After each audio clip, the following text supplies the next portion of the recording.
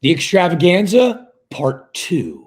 Battle of the Stache has reached its wits' end. Just 2 weeks of college baseball's regular season left. Jack DeLongchamps, Bradley Smart, a year-long endeavor.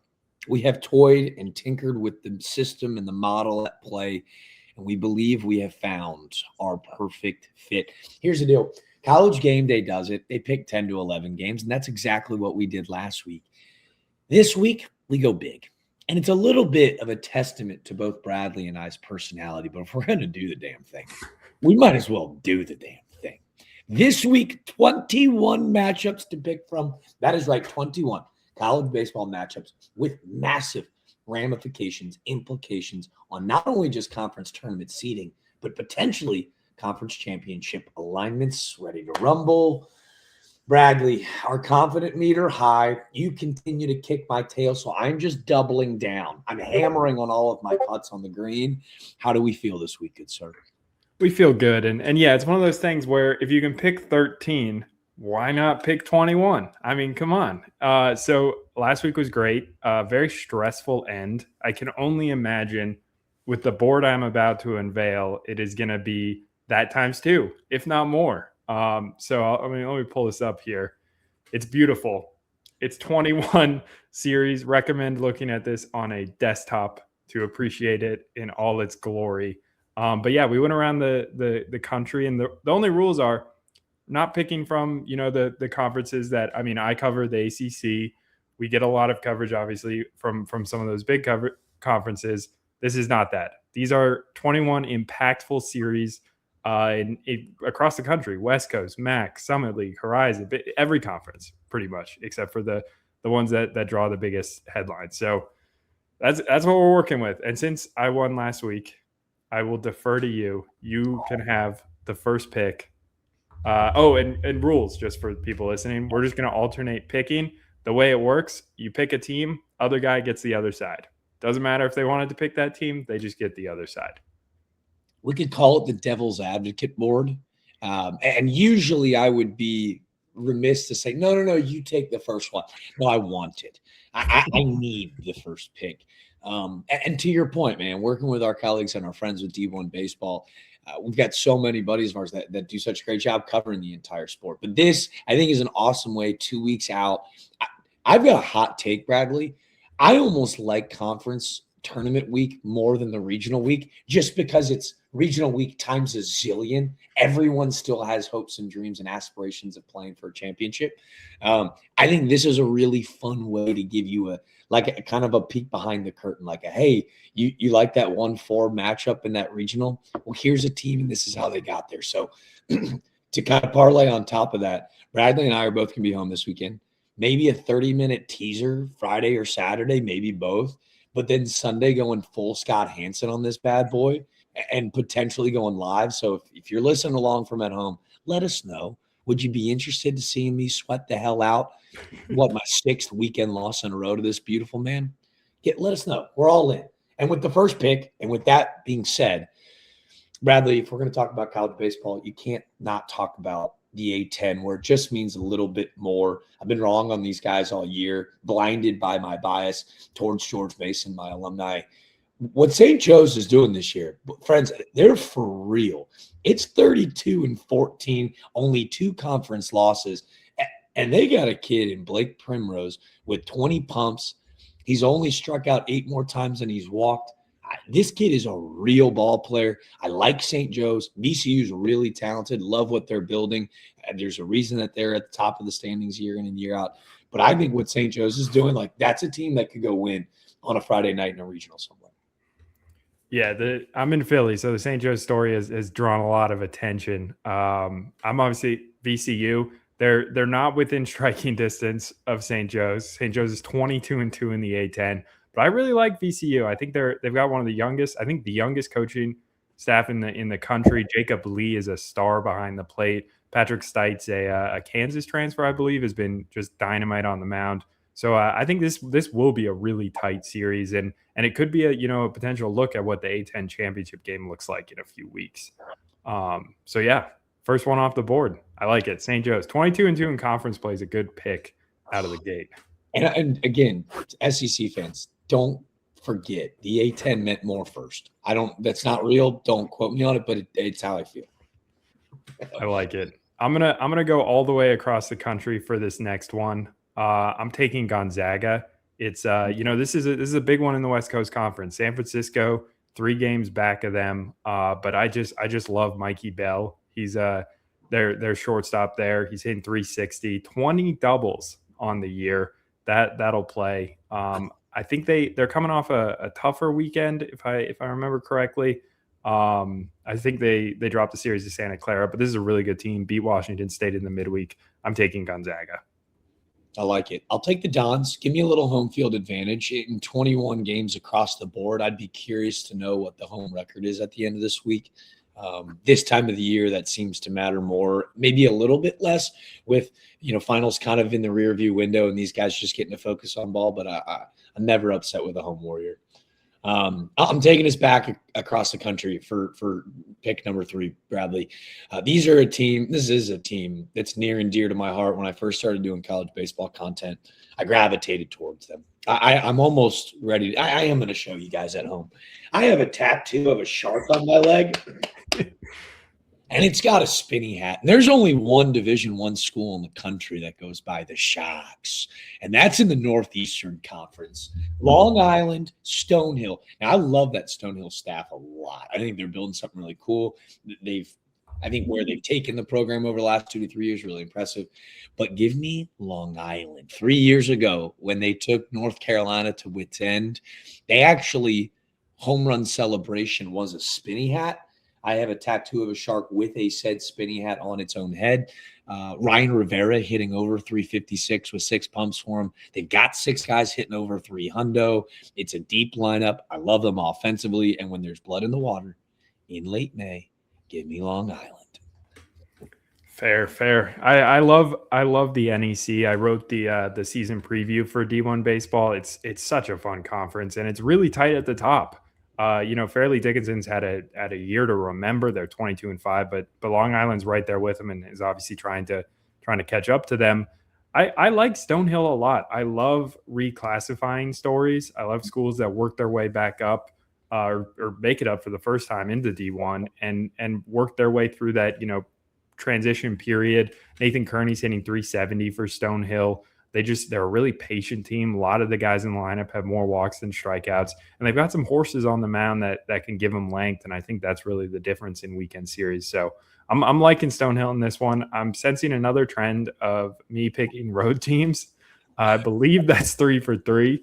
But we will roll with it. I think I'll switch though. I'm gonna go for a home team. We're gonna go to the MAC. I'm gonna take Northern Illinois. I think this is a really balanced team. They're top 90 in OPS and in I think skill adjusted ERA. So a balanced team, Northern Illinois. The MAC is as competitive as ever. There are, I think, 5 teams within 3 or 4 games of first place. So give me Northern Illinois at home on a 4-game winning streak. I like it. I actually played Ball State my senior year, Bradley, and it became an ongoing bit that the Ball State ballers were indeed ballers. They're really good on the mound. I think a Northern Illinois offense that's really talented, they're going to have to sling the pill. So I've got no problem taking the road dog here. I like the ballers in this spot. Do I dare? See, you and I talked about this matchup. I'm coming back to the East Coast. I like what David Pierce is doing right now at Rice. It feels like they're flying under the radar. I loved the piece that Kendall wrote on him. With that being said, I'm hunting wins this weekend, and I have zero problem losing with East Carolina in the jungle in a must-have weekend series for Rice. You go back to East Carolina, you go to Greenville. The starting pitching is shaking out. I think Cliff Godwin fake retired this week on Twitter. He's back. We love that energy and that action. The offense is starting to find its way. Lenahan's a dog in the box for them. It's East Carolina in May. And if I lose this weekend, I had a feel on Rice, but I have no problem losing with ECU. This is like a total chalk play that you have to take, I feel. It's high on my confidence board. Give me the Pirates. Yeah, hard to bet against them at home. I will say with Rice, if you go back 2 weeks ago, they get swept by Memphis. And it's one of those weekends where it just feels like everything went wrong, and maybe kind of the end of the the sort of exciting rise. I know they dropped a series to UTSA, but they swept Charlotte on the road. But they come right back and they drop that series to Wichita State, but then they get UAB, a bubble team, a really high quality team, and they sweep them, and they put up double-digit runs in all three. And I think that's such a boost of confidence. You add on a Lamar midweek win, it's 4 wins in a row. And I know it's another road team, but I would not be surprised if Rice goes in there and finds a way to take that weekend. So feel good about them. I also think it's so cool that Rice is back in this conversation just for the sport of baseball. So good for. And also, when you think about like midweeks in the state of Texas, like it adds another element. Like now, across the board, you can't not schedule not only just not a brand name, but now the league in itself. And I think it's why you see. I know on DSR they've got the American right now as the 5th best conference in baseball. That's above the Sun Belt, and I think in large part because you're seeing the depth of that league play a whole lot better. Yeah. And I'm gonna jump over to the Horizon League. I'm going road again just because I think of all the teams in the Horizon, it's a smaller conference, 5 teams. This is Wright State's conference. It's been Wright State's conference for a long time, and I just feel like that group offensively, it's a kind of an average offensive group relative to some of the years they've had. But Keegan Holstrom's a freshman hitting like 370. And then they've got some guys on the mound, Chet Lax, iconic name, great name. And I feel good about, him in whatever role he's in. And they've got enough. Cam Allen hasn't had the year necessarily expected, but I still feel really good about Wright State on the road at Northern Kentucky. I know the Norse have some bats per usual, but I just think Wright State can do enough on the mound to take that series. That's like a college baseball rule. Life, death, and the pursuit of Wright State in the Horizon. And they're just a wagon. But Northern Kentucky, right? The extent coach after that run, I think they were in the Tennessee Knoxville Regional in 24, gave them hell. It's a really fun squad. Jake Pollock for those guys. How about 350, 13 pumps? It's 46 strikeouts, but actually 30 walks and 13 HBP too. So the OBP and slug, really impressive. And it kind of all like circulates and filters around him too offensively. So I got no problem with the Norse here. Still don't necessarily know what a Norse is, but I love that I'm going to learn after they make me look really smart this weekend. You're not up on your Norse god lore? No, and would you like to give me one factoid on my Norse god lore? Go ahead. The king of the Norse gods, that'd be Odin. Really? Did you watch Thor? That's a Norse god. Yeah. Oh, I didn't even think about that. Loki? No. Yeah. Well, he's a Norse. Yeah. Norse is just like I think it's like Scandinavian mythology. I pride myself on my Marvel nerdery, and I'm a little bit embarrassed right now. I'm gonna be honest with you. Yeah. I've seen a few a common like reaction gif to some of my posts about chaos in the ACC is Loki. So it's just I like circling around in that noggin. Locked and loaded, man. All right, well, give me the Norse. I like that. I think I've got a couple road dogs already, but my first selected road dog, Bethune-Cookman. It's been a story that everyone's loved, their dominance in the midweek. Johnny Hernandez has become one of my favorite, not coaches in college baseball, one of my just favorite people. What he has done there, like trying to raise the expectation and level of not only like play in SWAC, but also the way that we view SWAC baseball, or really just SWAC athletics in general. They've got studs. He comes from a junior college background, so he has gone and found dudes with a chip on their shoulder. But then more importantly, impressively, have gotten to stay, right? So Andre Martinez, who lit the world on fire in that Tallahassee regional a year ago, he returns. It was 20 pumps last year. The owners are a little bit down, but the average is really clean, and everyone's got eyes on him. Darrell Lee, a player for them, I'm really impressed by. Like, he's a dream in the leadoff spot. Like, you're not using a pencil on that lineup card. Like, Darrell Lee is a Sharpie, despite what the numbers say, just because he works such great quality at bats. He feels like the catalyst. Every time he goes, they go. So on the road against a talented Alabama State team, love what Coach Clark has done there. But I like Bethune-Cookman here. High on my confidence meter, highest road dog I had on my confidence scale. Yeah, I think that's fair. I will say I feel good about getting Alabama State. They've won 6 in a row. They've won 5 conference series in a row, and they kind of do it. It's not they don't like the numbers don't wow you on either side, but they've got some really good pieces.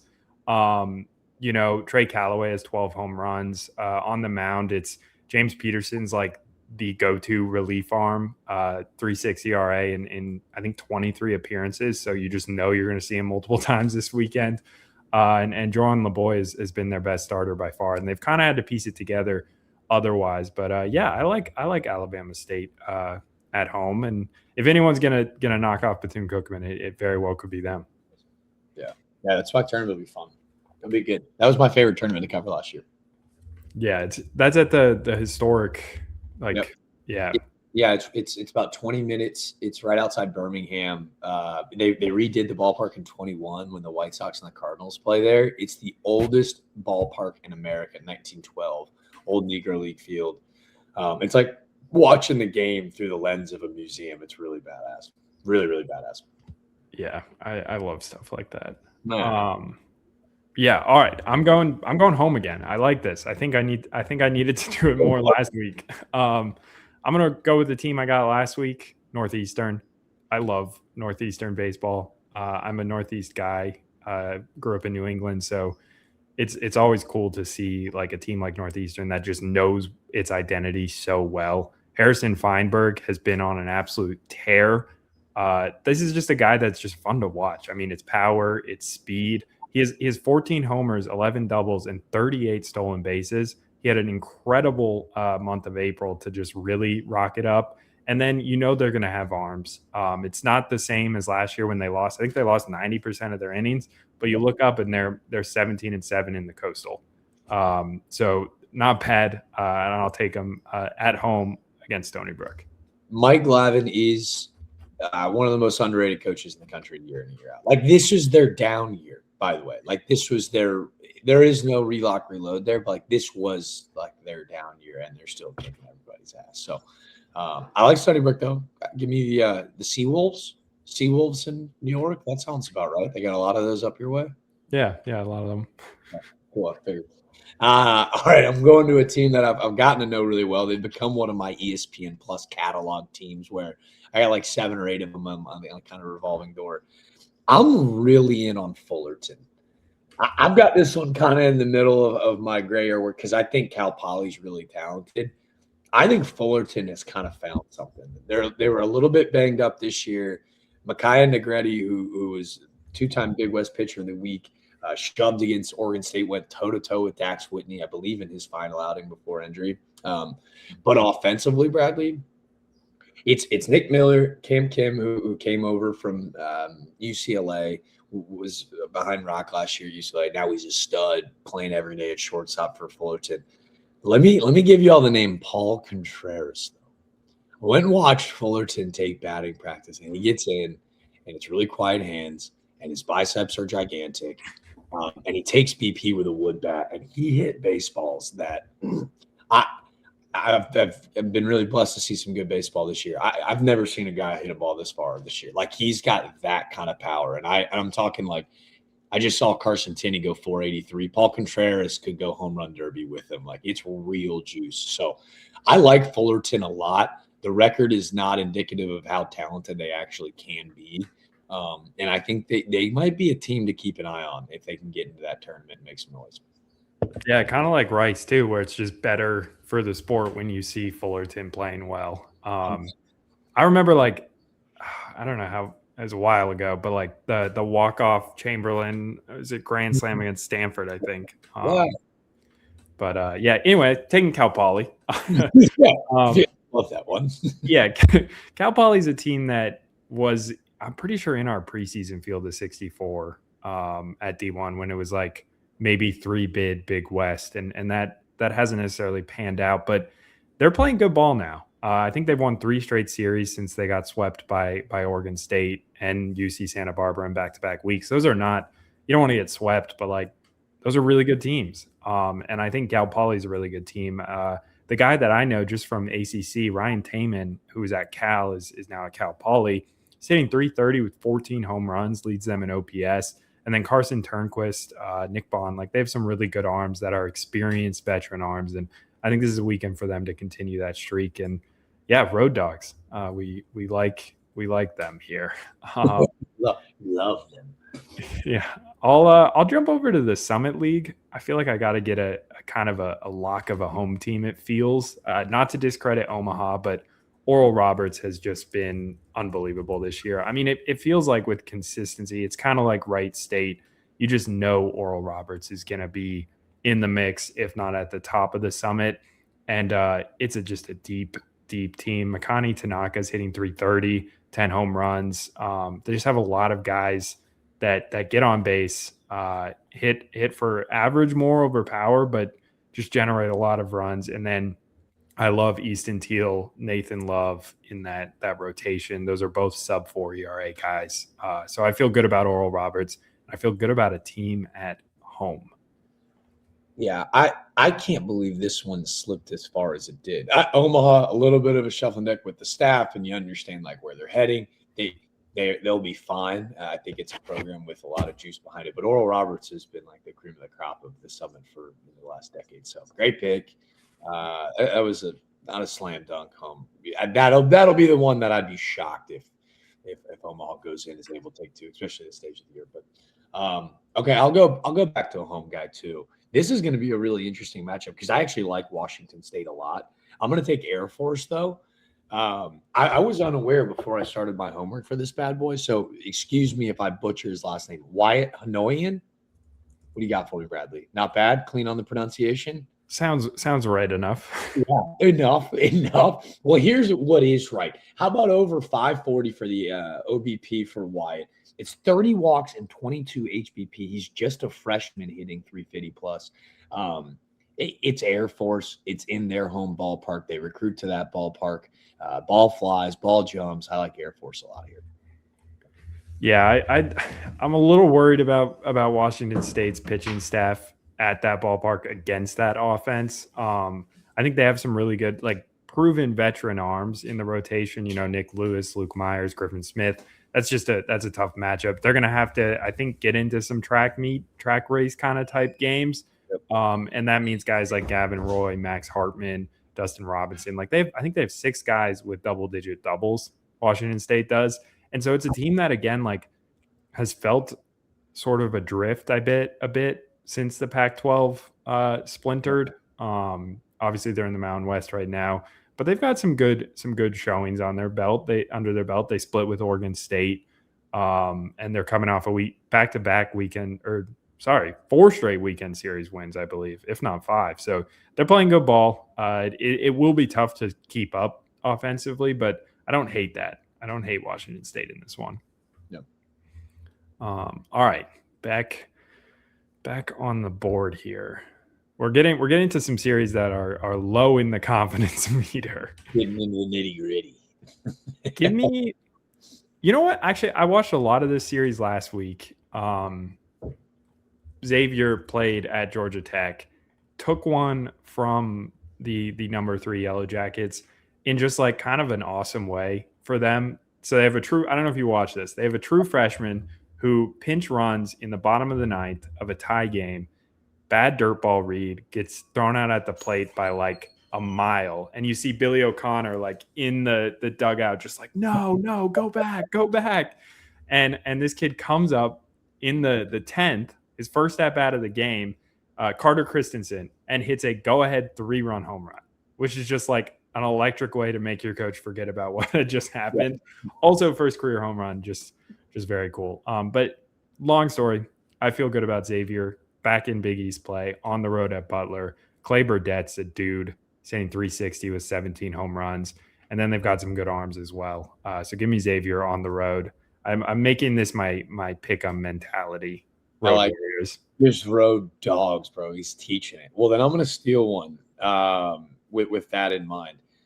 Let me go North Alabama over Central Arkansas. We're at that weird state of the game in the ASUN where these guys have now already seen these opponents twice with the way that they've split up their conferences. So this will be the second weekend series that North Al's had Central Arkansas this time on the road. So I love this offense. Got some good buddies on that staff, and like they're really trying. Like they have really found their identity offensively. Nash Rippon's a guy for them with 16 homers and hitting 320, and it's real juice. And I think Roar Lions all weekend long. I think that's a team that could actually go win the ASUN tournament too. With that weird setup, but yeah, I like North Al a lot. Yeah, I like the ASUN scheduling. It's fun. Yeah. It's different. You don't see it a lot. So I like Central Arkansas. They've got to avenge the 2-1 series setback. I like that they're home. Maybe that'll help them there. Zeb Allen, 17 home runs for them. Not bad. Not bad at all. And Denver Hamilton. They got some good names. Denver Hamilton, 7 wins in 10 starts, 47 strikeouts to 11 walks. That'll play. I like that. Dog will hunt. Confirmed. All right, man. We're deep in it now. We are running it, man. My confidence meter is not as high as it once was. I'll tell you that. Yeah, I think we're 7 to go. You know what? Give me Liberty. Give me Liberty or give me death. I apologize for that. I don't apologize for anything. Liberty very much in the hunt still for the top seed in Conference USA. They're 2 back of Jacksonville State. Just a really good job by Bradley LaCroix there. I mean, they're a ball club. They've got some really good hitters. Tanner Marsh, Nick Barone, Jordan Jaff. They're veterans. They did well in the portal. Ben Blair is an ace. And then you've got Bradley Zayak, Jackson Lucas. You've got some really good pieces behind him. So give me Liberty against Louisiana Tech. Kind of scared of Louisiana Tech, to be quite frank. But I'll take Liberty at home, try to balance the scales a bit.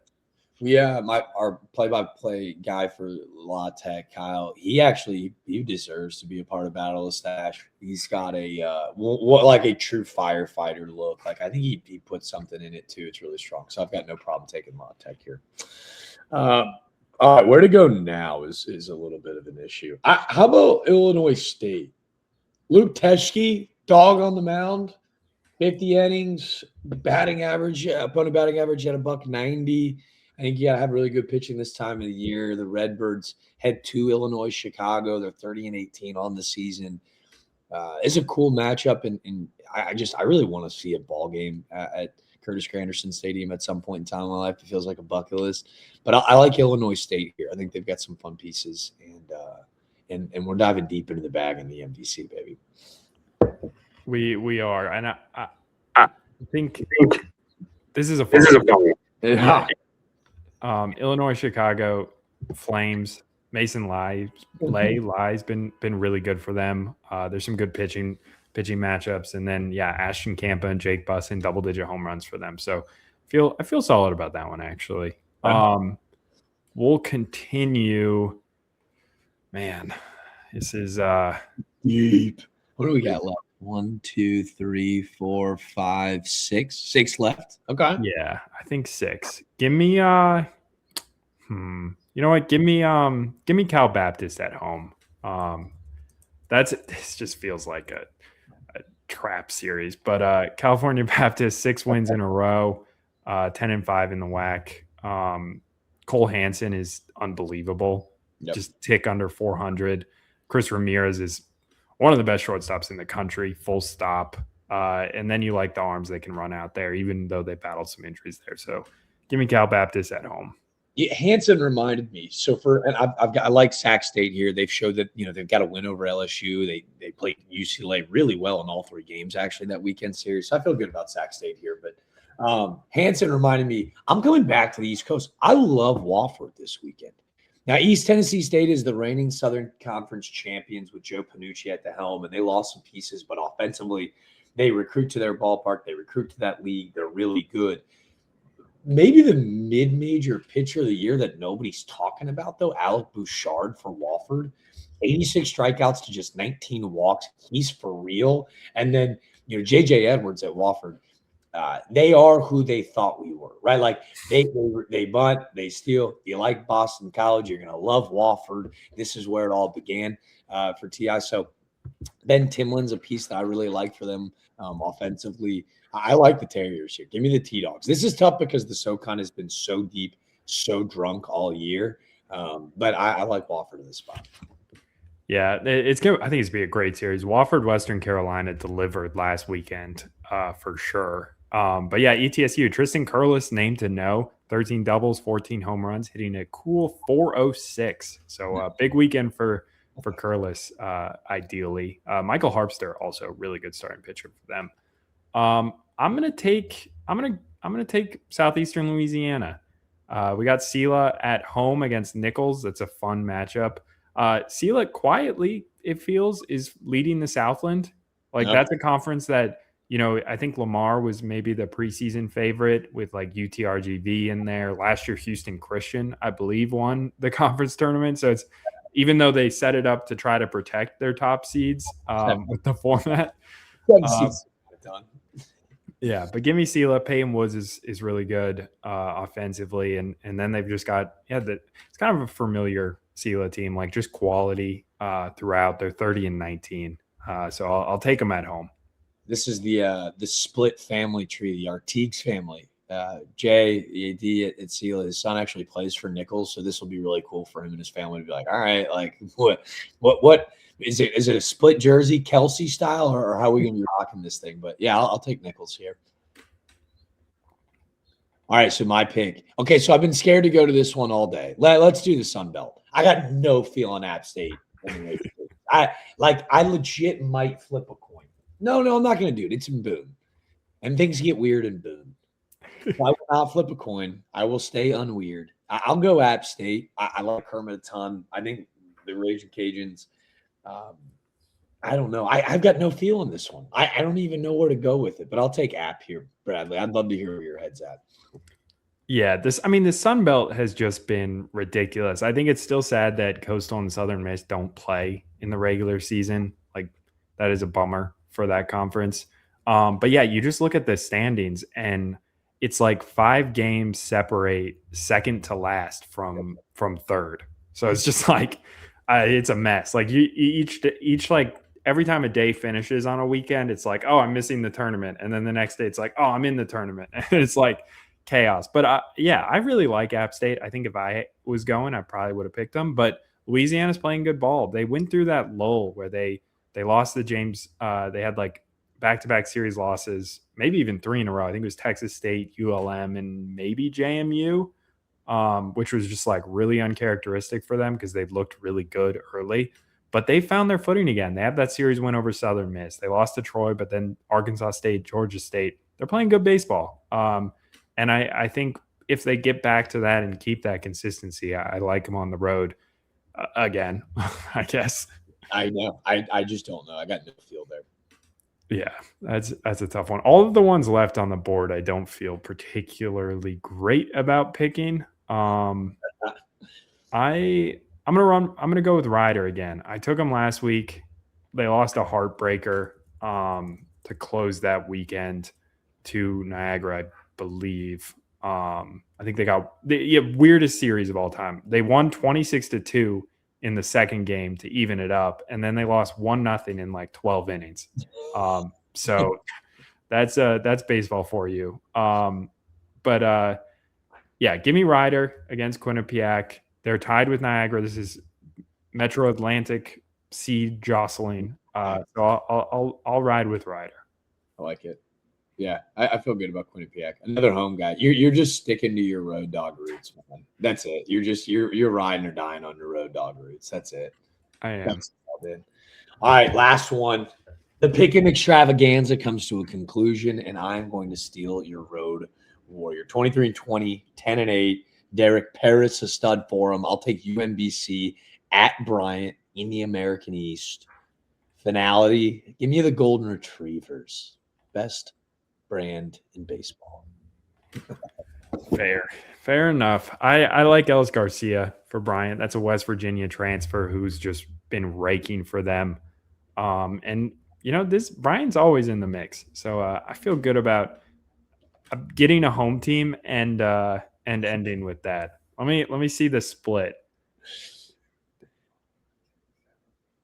I have 9 home teams, which means you have That's more than I thought. You have 12. All right.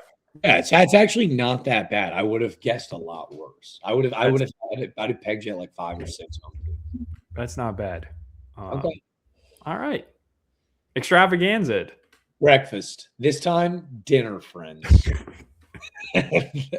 Next time, dinner and a movie. Dinner and the movie will be good. Bigger Extravaganza Part 2. Battle Stache, Bradley Smart, Jack DeLongchamps.